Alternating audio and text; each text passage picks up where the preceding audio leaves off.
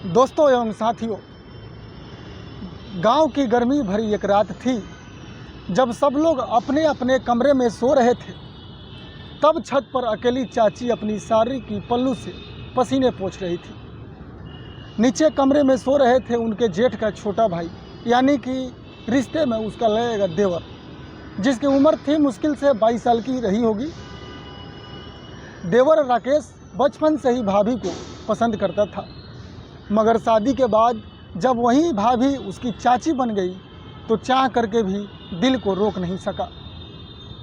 दोस्तों, वो अक्सर छुप कर देखता था जब चाची बाल सुखाती थी, जब चाची स्नान करती थी, जब वो छत पर अकेली बैठी होती थी तो उसका देवर राकेश छुप छुप कर अपने चाची को देखता था।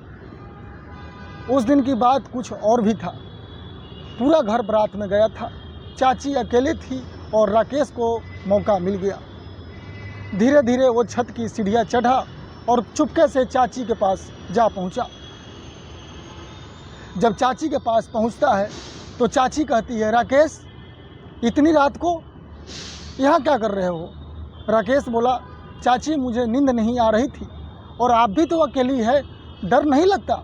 अपने चाची से राकेश प्रेम से बोला।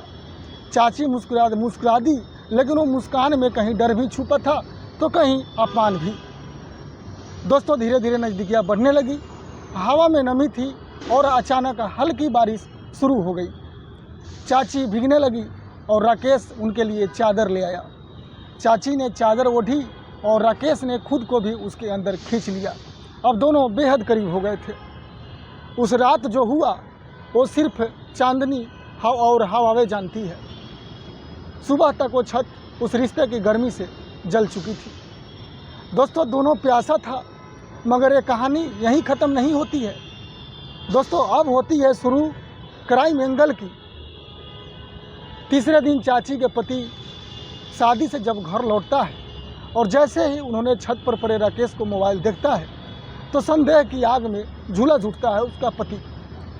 फ़ोन में थे कुछ चैट्स, कुछ रात के वीडियो क्लिप्स और कुछ ऐसे रिकॉर्ड जिसमें साथ चाची खुद कह रही थी, राकेश तुम्हारा साथ मुझे बहुत अच्छा लगता है, तुम्हारे जैसे तेरे चाचा मुझे मज़ा नहीं दे सकता है, काश हम दोनों साथ डेली रहते तो कितना मज़ा आता।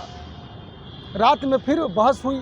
सुबह लोगों ने देखा कि चाची की लाश कुएं में पड़ी थी और राकेश गायब था।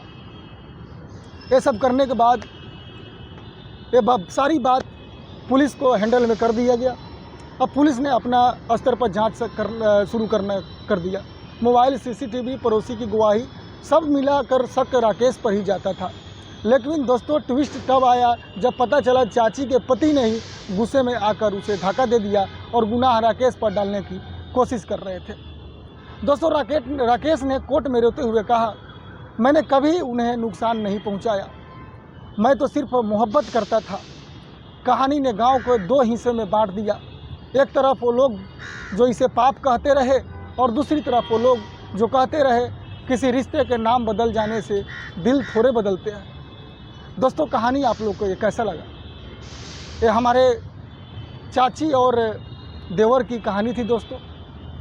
और हमारे समाज में अंदर ही अंदर घटना घटित होती रहती है, तो आप लोग अपना ख्याल रखना दोस्तों, सतर्क रहना।